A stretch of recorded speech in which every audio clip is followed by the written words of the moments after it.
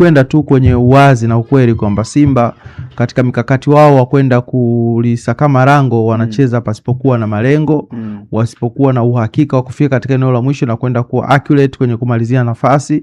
Na mshambuliaji wao kinara ambao walikuwa wanamtegemea ni Ibrahim Dumbia. Na ukimwangalia Ibrahim Dumbia katika mikimbio yake, katika attempt zake, huoni hatari yoyote, na unaweza kusema kwamba mtu ambaye alikuwa na hatari ya kuweza kupata angalau goli unakwenda kumtaja Clatous Chota Chama, unakwenda kumtaja Morris Abraham, kwa sababu wameattempt off target, wameattempt on target, lakini utakwenda kusifu zaidi uimara wa Chuma alipokuwa amesimama katika eneo lao. Lakini pia unakwenda kuona umakini wa defense ya Coastal Union kwa kipindi chote cha kwanza, ingawa zile rebounding zote zilikuwa zinatakiwa ziwanufaishe Simba, lakini unamuona Laurent anasogea katika eneo la mwisho, anakwenda kuclear mazingira ambayo yangewezekana rebounding ingeweza kuwa na madhara makubwa kwa upande wao. Kwa hiyo Simba shape yao ya namna ya kushambulia na kuweza kulisakama lango bado haijakaa katika msawazo mzuri. Muangalie Kaleso anaingia vizuri kwenye boxi, wakati huo Chama anaongezeka, Morris Abraham anaongezeka, ukimwangalia Ibrahim Dumbia naye yupo katika eneo la kuongezeka, lakini bado haijakuwa na majibu sahihi kwa upande wa Simba Sports Club. Kwa hiyo yote katika yote unakwenda kuona kwamba Simba wanaji-expose kwamba ni watu ambao sio wa kuhofiwa tena katika ligi kuu ya Tanzania bara kwa hizi mechi 4 ambazo wamezicheza. Ukiangalia katika maeneo yote unaona ni timu ambayo kila mmoja anaamini kwamba nikikutana na Simba naweza nikapata chochote, na ndicho ambacho unakuja kukiona. Ukiangalia mwalimu wa Coastal Union alipokuwa ameingia kipindi cha kwanza alikuwa anacheza katika low block, lakini kadri mchezo ulivyokuwa unazidi kwenda kufikia dakika 70 naye pia akataka kuamini kwamba ninaweza nikafanya safari. Ila tu kilichokuwa kinampa faida Simba, alikutana na wachezaji ambao mmoja quality yao haiko vizuri, utimamu wa mwili pia hauko vizuri. Kuna maeneo ambao walikuwa wanatakiwa kukaa na mpira wanashindwa kukaa na mpira, lakini pia hata golikipa Chuma amekuwa mzuri kwenye kuzuia, lakini hajakuwa mzuri pale ambapo timu inapokuwa na pressure kubwa, anapodaka mpira kuanza kuangalia nafasi kwamba apige kwa nafasi, wakati mwingine pia kuweza kuipanga timu yake. Akidaka mpira amekuwa na haraka sana kupiga. Kwa hii ni manufaa ambayo ameyapata Simba kukutana na timu ambayo ina experience ndogo, exposure ndogo, lakini pia hata ile uwezo wa mchezaji mmoja uwezi kufananisha na wachezaji wa Simba. Hiyo ndio faida kubwa ambayo Simba wameipata siku ya leo mpaka wanakwenda kupata goli. Lakini pia ukija kuangalia katika maamuzi ya mwamuzi unaona kabisa kwamba Simba walikuwa wanakwenda kunufaika kwa makosa ya binadamu. Lakini Simba walikuwa wanaenda kunufaika kwa makosa ya binadamu. Na kama FVS ndio imekwenda kuamua kwamba haikustahili kuwa penalty. Lakini kama tungekuwa katika mfumo ule maana yake kwamba Simba alikuwa anaondoka na magoli mawili ya uhakika. Kwa nini magoli mawili? Kwa sababu kwenye upigaji wa penalty ni asilimia karibu 70 kwa mpigaji kuweza kupata goli kuliko golikipa kuweza kuokoa kwa asilimia 30. Kwa hiyo unakwenda kuona kwamba makosa ya maamuzi au makosa ya kibinadamu yalikuwa anakwenda kumnufaisha Simba, lakini FVS imekwenda kuamua kwamba ile haikustahili kuwa penalty na ilikuwa inastahili kuweza kuwekwa chini na kupata faida Coastal Union. Lakini yote katika yote Simba ya msimu huu namna ambavyo inacheza ikikutana na timu ambayo ina intensity ya hali ya juu wanapoteana, kwa sababu ni hatari kuona beki wakati anakwenda kucheza katika eneo la mwisho 3 times. Yani upo katika eneo la mwisho, yeye ndo anakuwa mchezaji wa mwisho kumalizia mara 3. Na ukimwangalia Hussein Delok ambaye anatakiwa aweze kulock mlango, anacheza mstari wa kati juu yake. Tafsiri yake mmekutana na timu nyepesi mno, alafu mnapata magoli kwa shida, alafu anakwenda kufunga beki. Ukikutana na timu ambayo inaweza kufanya counter attack vizuri na ikaweza kutumia mazingira mazuri, kwa Simba kwa ushindi ambao wameupata, Yesu wameokota alama 3, lakini safari yao ni safari iliyojaa miba na machupa mengi sana, ambao kama ukiwa umevaa kiatu kisichokuwa na soli nzuri unaweza ukajeruhi miguu yako. Sawa, Chief Nzobane, karibu bwana. Mapunda amezungumza jambo hapa, nadhani tuanzie hapo. Amezungumza jambo ambalo kwangu mimi utaniambia kiufundi. Amezungumza kwamba Coastal Union au Simba amekutana na mechi nyepesi kiasi ambacho mpaka mlinzi wa katikati anaenda kwenye eneo final third mara 2, anaenda kumalizia kwenye box la timu pinzani, anafika pale mlinzi. Kwa tafsiri yake Mapunda bwana, kitendo hicho anakitafsiri kwamba Coastal Union leo walikuwa ni wepesi mno kwa Simba Sports Club. Unajua unapofanya hizi analysis unaona kama kuna mwangu. Naam. Ukiwa unafanya hizi analysis usikimbilie tu kuangalia matokeo. Of course nimemsikia Steve kuna kitu amekizungumza, it's very technical. Kwa maana ya kwamba level ya Simba na Coast Union ni timu mbili ambazo zina uzito tofauti. Kwa maana ya bora wa vikosi, ukija kwenye maandalizi ni timu mbili tofauti. Kwa hiyo unategemea Coast Union anapokutana na Simba ni lazima aje kuheshimu Simba na akae katika mstari wa pili kuweza kuwa second team. Ili aweze kushambulia baada ya kuwa ametoka kwenye kushambuliwa, na hata idadi ya namba inakuwa tunasema inakuwa ni watu 6 kwa 4 mpaka 8 kwa 2 katika eneo la kati. Lakini ukiangalia ilikuwa tofauti kwa maana kwamba Coast wakati mwingi walikuwa wanajaribu kuweza kupush. Lakini pia walikuwa very disorganized kwa maana kwamba hata kama walikuwa nakaa nyuma walikuwa wanashindwa kuziba space. Lakini Simba walikosa mpango mkakati wa kuweza kuona namna gani ambao wanaweza kuunlock ukuta wa Coast Union na kuweza kutengeneza nafasi katika mazingira mazuri. Kiangalia Coast Union hii ndio Coast ambao ilikuwa imecheza na Yanga the same. Lakini mechi ya Yanga iliwalazimu kukimbia zaidi. Sawa? Na Yanga waliwalazimisha kuweza kuwafungua na kuweza kuadhibu magoli ambayo walikuwa wameweza kuyaadhibu. Lakini leo ukiangalia pamoja na Simba kucheza eneo kubwa la mchezo, lakini unaweza kuona hapakuwa na hatari za moja kwa moja za kati ya kwenye goli la Coast Union. Ukiangalia Dumbia, nafasi ambazo zilikuwa zinatengenezwa, nafasi ambazo zilikuwa ni half chance tunasema. Maana yake bado panakosekana mpango mkakati kwenye eneo la mwisho la kuweza kuifungua timu kama Coast ambayo ilikuwa imeamua kukaa nyuma. Lakini jambo lingine utaangalia ni kwamba idadi kubwa ya Simba leo walikuwa wanacheza wakiwa hawana nidhamu ya uchezaji. Na kwa nini walikuwa nidhamu ya uchezaji? Kwa sababu Coast alikuwa ameshapoteza ushindani katika mechi. Yaani timu ilikuwa imekosa ushindani, maana yake kila mmoja anakaa popote. Unaweza kuona mara kadhaa mtu kama Lucien Delok anakwenda kutoa assist ya mwisho. Ameingia Lucien mara 3, yani anakuwa kwenye mstari wa mwisho kwenye 18 hadi ya Coast Union na anakuwa ndio mtu pekee ambaye atakayeweza kutoa option ya kupiga pasi. Kwa hiyo maana yake unagundua kwamba Coast walikuwa wako very disorganized. Na Simba na wenyewe katika hatua wakaingia kwenye mtegolole na wenyewe wako very disorganized. Ndio maana kila mtu akana kwenda eneo lolote. Unaweza kuona mpira ambao unakwenda kufungwa goli sio mpira wa foul. Kwa pengine ni mpira uliokufa. Kwa hiyo itakiwa Ismail Tule aweze kusogea kuja kupiga ile header. Ni mpira kwenye movement. Na angalia eneo ambalo alikuwa anatokea Ismail Tule. Ametoka kwenye eneo ambalo itakuwa hapo namba 8 au namba 10. Akaweza kuanticipate ile movement, anakwenda kufunga lile goli. Kwa hiyo ni mechi ambayo itakiwa Simba waweze kushinda zaidi ya magoli 5.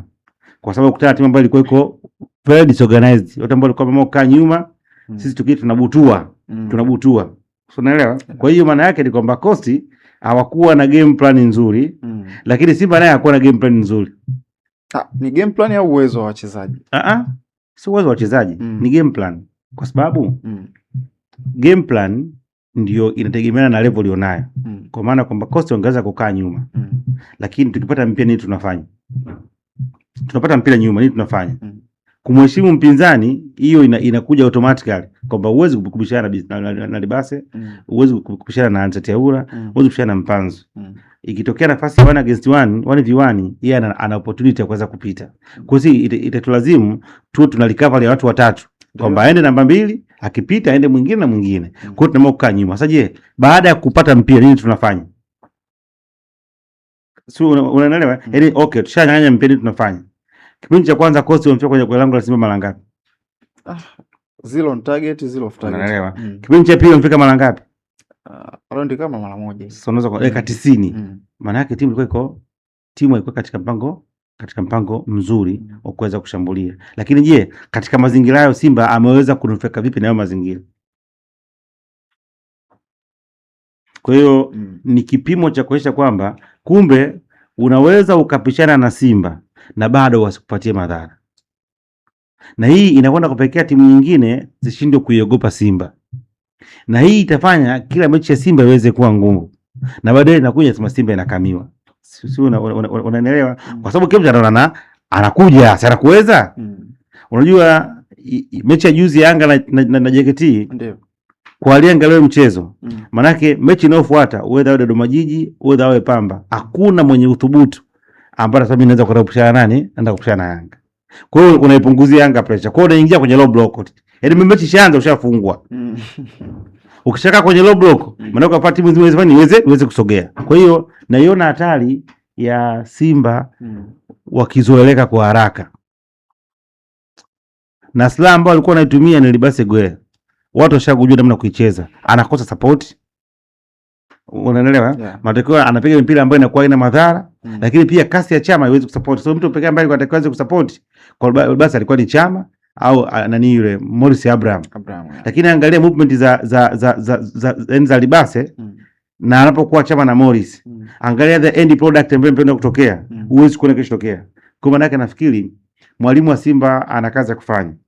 Lakini kubwa zaidi kuna madhaifu kwenye sehemu ya kiungo. Ya moja kwa moja. Kwa timu iko disorganized, lakini hauioni kwa sababu Simba na kutati ambazo zinakuwa ziko chini.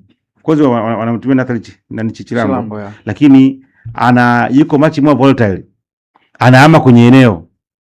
Bado anakosa misingi, ni mzuri akipata mpira kuweza kupiga pass na kusupport pass.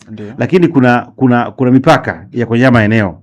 Si unaelewa? Yaani ukiwa namba 8 una mipaka. Kuna eneo lako la msingi la kucheza. Lakini unakuta yeye wakati mwingine anahama kwenye eneo, anakwenda kwa kusupport pasi ya upande wa kulia mwishoni. Ikitokea mpira umekosekana, hapa kati pana nani? Labda anacheza kama Zichenko alivyokuwa anacheza Arsenal kipindi kile. Sasa ukiwa na Zichenko, lazima uwe na mtu mwingine nyuma mwenye hiyo kazi. Unaweza ukawa na namba 4 mwenye character namba 6. Unaweza ukawa na namba 8 mwenye character namba 6. Unaweza ukawa na winga mwenye character namba 6. Mpira ni mchezo yani wa cover space. Unaelewa? Yeah. Ukiangalia hizi Yanga kuna kipindi wanatumia Mohamed Hussein na Boka. Wote ni walinzi wa kushoto. Si ndio? Lakini kwa mwalimu anawaingiza. Sio unaelewa kuzungumza? Kwa hiyo unaweza ukawa una watu wenye tabia zinazofanana, alafu mmoja akaamua kulinda eneo, mwingine akaamua kwenda. Siko na nani tunachozungumza. Sasa tunaangalia uwezo wa Neo Maema ni kiungo ambaye anakuwa ana msaada timu ikiwa na mpira. Lakini timu ikiwa ina mpira hawezi kusaidia kitu.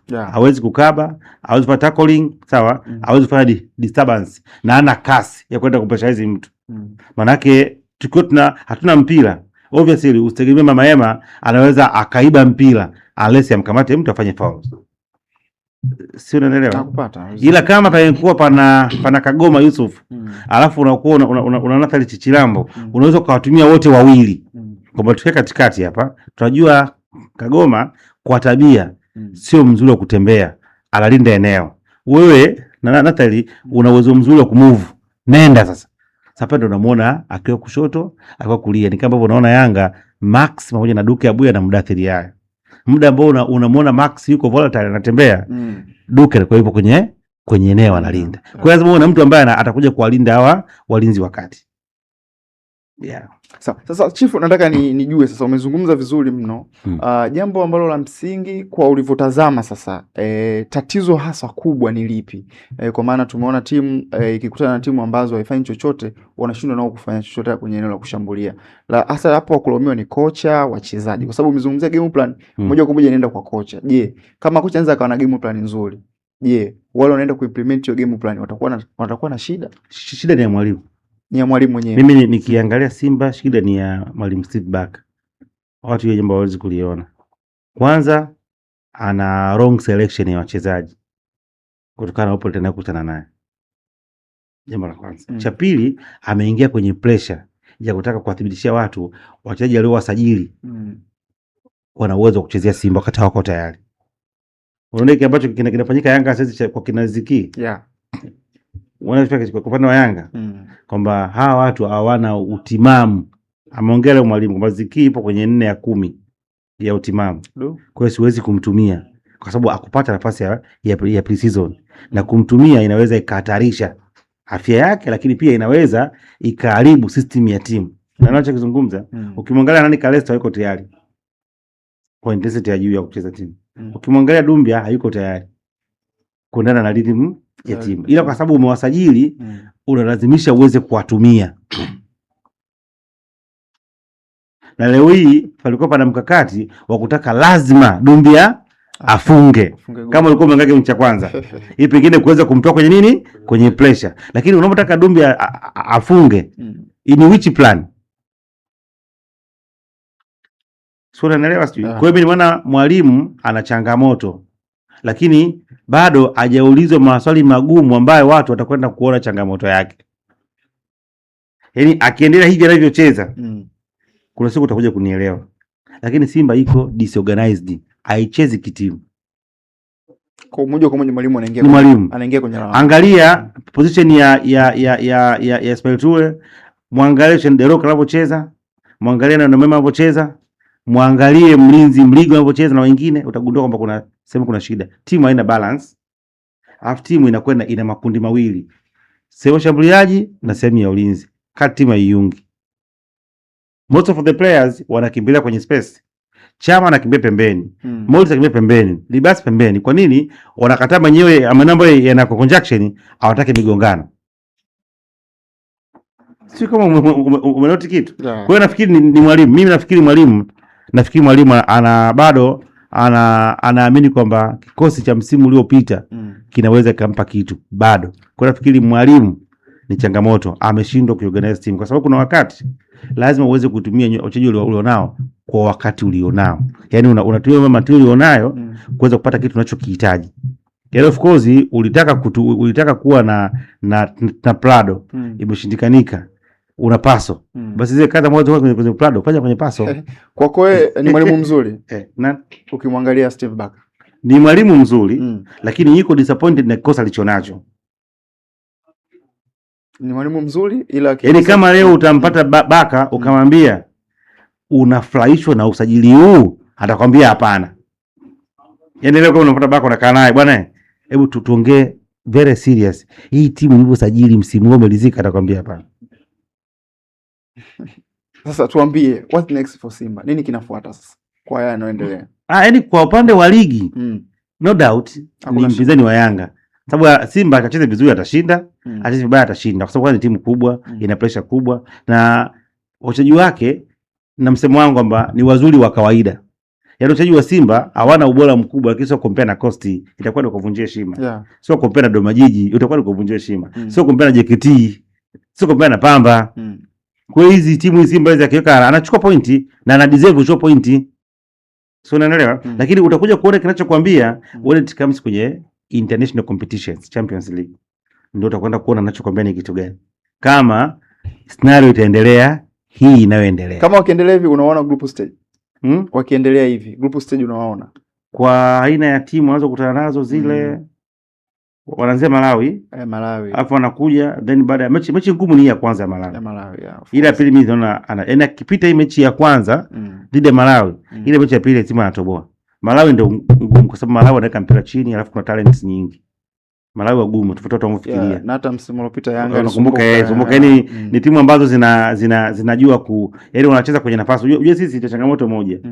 Timu zetu nyingi hapa, wewe kama ufuatilia kwambia tu kweli. Fuatilia timu zetu nyingi solely for coaches. Hazina game plan zaidi ya 442+ plan.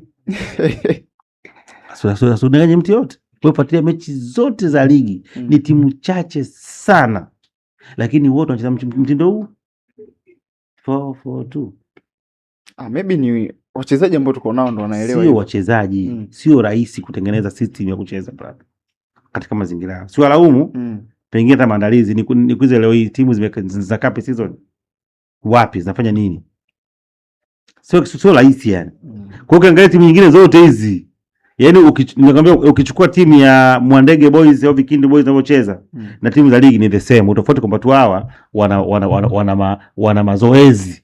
Yaani utofauti ni mazoezi tu. Nakwambia mimi, yaani utofauti ni mazoezi ambao wana mazoezi, wanalipwa na mshahara. Lakini mpira ni ule ule wa Ndondo Cup ule.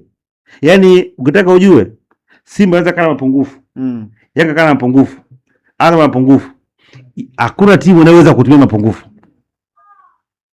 Kwa mfano naomba kitu kimoja, ukiwaangalia Yanga wanapocheza wana weakness moja. Ndio. Wakienda kushambulia na kwenda namba kubwa sana, wanaacha eneo jingi tu wazi. Wanaacha watu 2 mpaka 3. Pana space kubwa. Nani anaweza kutumia ile gap? Hakuna. Timu gani ilikaa kwa leo tungine na counter attack tukacheza? Hiyo yenyewe ndio nataka ni shida kuweza kuitumia. Kwa hiyo ndio nakwambia unaweza kukuta timu kubwa inafanya makosa, hakuna kuweza kuiadhibu. Hakuna.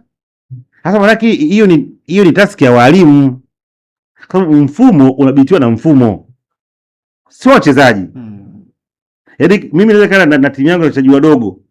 Wewe timu kubwa. Inabidi nitengeneze system ambayo itakuja ku accommodate wewe na usipate matokeo. Ndio kipindi nakumbuka Mourinho alikuja mambo ile ya kupaki basi, container. Hiyo yote ni mechanism ya kuweza kupata matokeo. Kwa mimi nikiangalia na Barcelona tuko tofauti. Na wa Barcelona. Mimi nyingine akae nyuma mpira, nikimbie sana kiwanjani. Okay, Milan wale.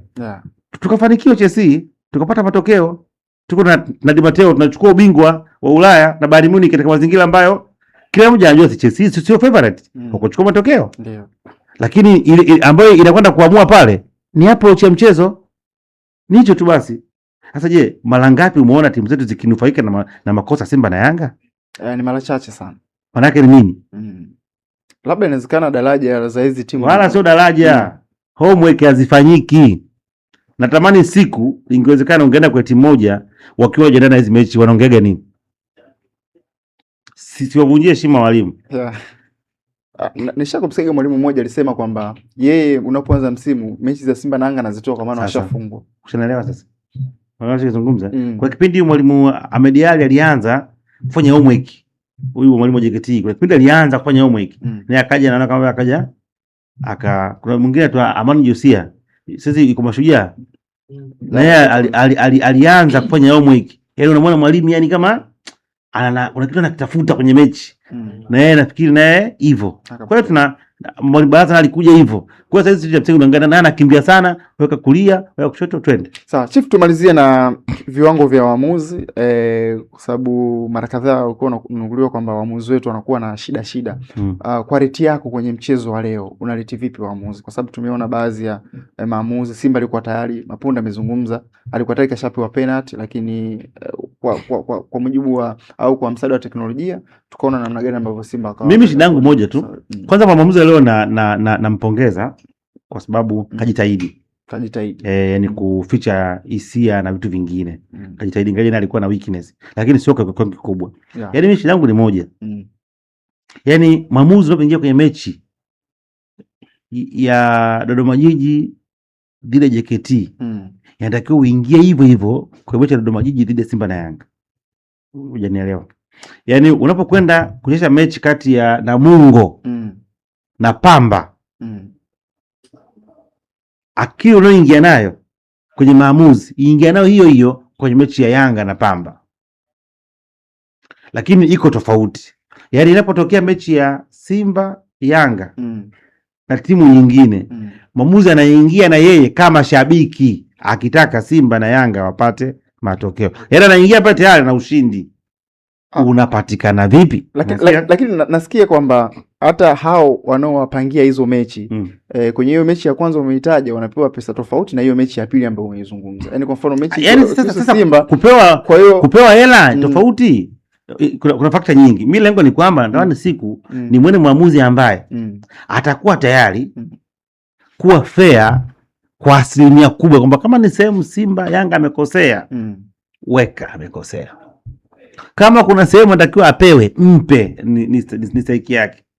Kama kuna sehemu tofauti ipo. Kwa hiyo unakuta ukiwaangalia most of the times mechi inazidi kuendelea, kama hizi timu hazishindi, waamuzi wanaingia kwenye pressure na kuwa na hasira.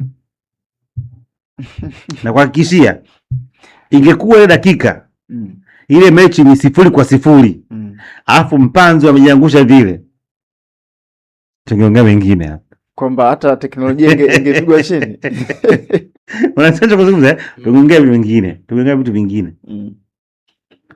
Hata zile kadi nyekundu unazozionaga zile zimetoka nyingi. Hakuna kadi ambayo ilitoka Simba akiwa au yuko nyuma ya mchezo. Yani goli halijapatikana alafu sasa hiyo bila hivi, alafu uone hiyo kadi inatoka katika mazingira gani? Sasa hiyo ndio changamoto yangu. Siwashitumu, lakini ninatamani kuona, yani wewe simama katika misingi ya kazi yako. Simama. Yaani Yanga ndio kuadhibiwa, muadhibu. Sawa. Sawa. Yeah. Nakushukuru sana. Asante. Mapunda, tumalizie na jambo moja. Umezungumza kitu kizuri sana kwamba Simba unaona kwamba safari yao ikiwa ni ngumu. Ipi suluhisho sasa kama mchambuzi kwamba namna ambavyo Simba inacheza, Chief kazungumza kwamba kocha ni shida kocha. Wewe una maoni gani kwenye hili? Mimi nafikiri kitu ambacho cha kufanya kwanza, selection ya mwalimu katika aina ya wachezaji ambao anahitaji kuwatumia. Ndio. Inatakiwa awe na msimamo katika selection yake, aache kusimama katika miemko na pressure ya mashabiki. Kwa sababu ukiangalia Morris Abraham toka afike Steve Barker amepoteza nafasi ndani ya Simba. Na kama utakumbuka kabla ujio wa Steve Barker, Morris Abraham ndiye alikuwa regular starter ndani ya Simba. Na ukiangalia uhai wake ni mkubwa zaidi. Kwa hiyo kwa kipindi kama hiki ni kiasi tu cha yeye kwanza kuamini wachezaji ambao alikuwa nao na wale ambao wanaweza kumpa kitu. Kwa sababu ukiangalia balance ya Simba ilipatikana baada ya kuongezeka wachezaji watatu. Kuongezeka Libase, kuongezeka Anicet Ura pamoja na Clatous Chama. Yaani hawa ndo walivyofika ndo akaja kuongeza kitu cha tofauti. Nio Maema alikuwa anaingia na kutoka, sio mtu wa kuaminika sana. Lakini sasa ukija kuangalia unajiuliza hawa kina Libasi waliingia nyakati zipi? Waliingia nyakati ambazo tayari ligi imeshaanza, na wakati huo wakimwangalia mpinzani wao mkubwa tayari ubora ulikuwa umeshaanza kupungua. Kwa hiyo wao wakaamini pia kuishi katika mazingira yale kwa ubora ule uliokuwa na Simba kuja kupambana na ubora wa Yanga ambao upo kwa sasa hivi na ubora wa vilabu vingine ambavyo upo kwa sasa hivi. Ukiangalia mazingira yao naona magumu, kwa sababu huyu mpinzani ambao amecheza naye leo ndio mpinzani ambaye amefungwa goli nyingi na Young Africans. Na hata ukiangalia aina ya goli ambayo amefungwa Yanga alivyoruhusu 4-1, ile aina ya goli ambayo amefungwa ndio yale ambayo Chifu ameyasema hapa kwamba kuna maeneo ambayo Yanga huwa wanayaacha wazi na huwa wanaruhusu kuweza kufungwa kama kocha anakuwa anaweza kufanya homework nzuri dhidi ya Young Africans. Kwa hiyo kipi ambacho kiweze kufanyika kwa upande wa Simba kwa sasa hivi? Ni imani ya mwalimu katika wachezaji ambao wanaweza wakampatia matokeo na kuweza kukubali kwamba aina wachezaji ambao amewaingiza katika dirisha kubwa wengi sio wa kuweza kuwa regular starter katika kikosi chake, akiwemo Ibrahim Dumbia amecheza mechi 4 hajafunga goli hata moja, zaidi ya goli ambao amelifunga katika mechi ambazo sio kwa za kiushindani. Hajapata attempt on target hata moja mpaka hivi sasa. Ni mchezaji ambaye ni mshambuliaji anaongoza kupewa kadi kuliko kufunga goli. Kwa hiyo unakuja kuona kwamba huyu sio mtu ambaye anaweza akakupeleka nchi ya ahadi. Na kwa sasa hivi unaona ukiangalia jukwani unamwona Dimitri Pantev ambaye ni kocha kutokea kule Botswana, amekuwa jukwani anaifuatilia Simba Sports Club. Naye pia yupo katika michuano ya kimataifa ya klabu bingwa ambayo naye Simba pia ni mshiriki. Kwa hiyo tafsiri yake hiyo ni kwamba Bantev kumuona pale juu, tafsiri yake ni kwamba kuna makocha wengine pia wanaendelea kuifuatilia Simba kimataifa. Kwa hiyo hii inawezekana ikawa ni mgumu sana kwa upande wao kuweza kufuzu kwenda hatua za mbele. Lakini kuiona Simba kwenda hatua ya makundi, ninaiona inaweza kwenda hatua ya makundi. Lakini kuona ushindani mkubwa ambao tumezoea kuiona kwa Simba kwa hali ambayo wanaicheza ni ngumu sana. Sasa Chifu